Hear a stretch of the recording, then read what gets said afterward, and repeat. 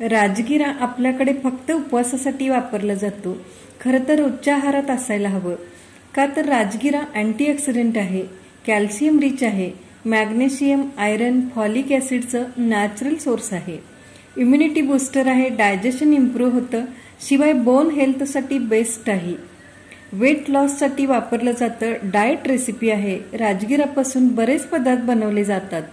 आज आपल्याला राजगिरा डोसा कसं बनवायचं ते बघायचंय.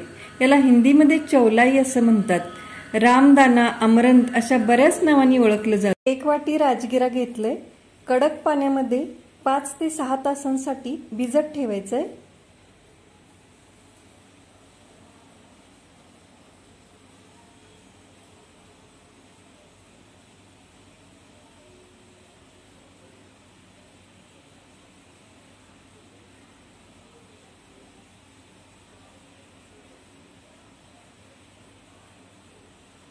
पाच ते 6 तासानंतर छान असं भिजून आले.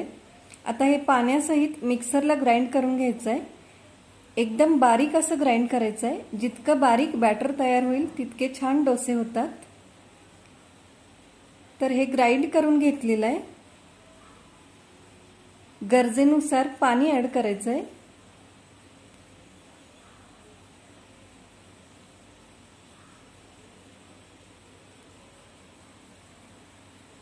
दोन चमचे तांदळाचं पीठ घालतीये.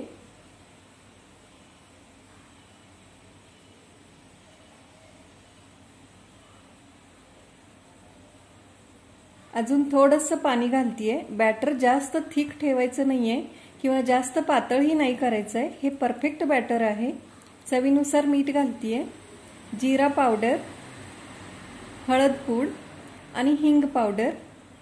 हवं तर कोथिंबीर बारीक चिरून घालू शकता किंवा पालक, मेथी या भाज्या सुद्धा आपण बारीक चिरून घालू शकतो. खूप छान असे डोसे तयार होतात. ऑइल फ्री हवा असेल तर तव्याला तेल नाही लावलं तरी चालतं. उपवासासाठी वापरलं जातं. डाएट रेसिपी म्हणून सुद्धा वापरलं जातं.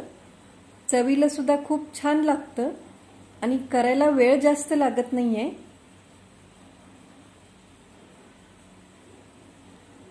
तर राजगिरा डोसा तयार झालेला आहे. रेसिपी आवडली तर लाईक करा, शेअर करा, सबस्क्राईब करा.